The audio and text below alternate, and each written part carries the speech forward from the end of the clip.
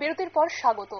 বর্তমান বাজারে নিত্য প্রয়োজনীয় জিনিসের দাম প্রায় ঊর্ধ্ব সীমার উপরে উঠে গেছে এবং শ্রমিকদের বর্তমান সময়ে জীবন নির্বাহ করা কঠিন হয়ে দাঁড়িয়েছে এবং সেই দিকে লক্ষ্য রেখেই শ্রমিকদের ন্যূনতম 650 টাকা মজুরি প্রদান করা সহ 8 দফা দাবি নিয়ে মঙ্গলবার Bharatiya Janata Mazdoor Sangh Tripura forest development and plantation corporation লিমিটেডের ম্যানেজারের নিকট এক প্রতিনিধি দল ডেপুটেশন প্রদান করে।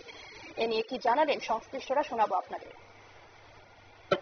আছেন বা অন্যান্য কর্মচারীরা আছেন, তারা বিভিন্ন রকম ভাবে তারা ডিপ্রাইভ হয়ে আছেন। সেই দিকে লক্ষ্য রেখে আজকে আমরা ডেপুটেশন দিচ্ছি 8 দফা।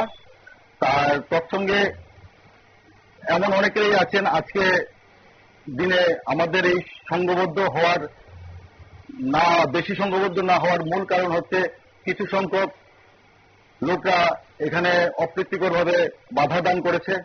তা আমাদের শ্রমিকরা অনেকটা মনক্ষুণ্ণ হয়েছে, কারণ আমার সরকার আমার প্রাণ, আমাদের সরকার চলছে।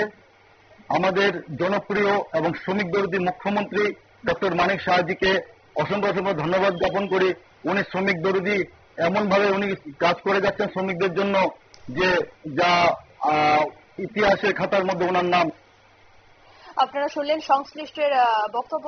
এবং বর্তমানে নিত্য প্রয়োজনীয় জিনিসের দাম যে ঊর্ধ্বসীমার উপরে উঠে গেছে তা নিয়ে কিন্তু শ্রমিকদের জীবন নির্বাহ করা কঠিন হয়ে দাঁড়িয়েছে এবং সেই দিকে লক্ষ্য রেখে শ্রমিকদের প্রায় ন্যূনতম 650 টাকা মজুরি প্রদান করা সহ 8 দফা দাবি নিয়ে মঙ্গলবার তারা Bharatiya Janata Mazdoor Sangh Tripura forest development and plantation corporation লিমিটেডের ম্যানেজারের নিকট তারা ডেপুটেশন প্রদান করে। নিয়ে নিচ্ছে ছোট্ট একটি বিজ্ঞাপন বিরতির সঙ্গে থাকুন।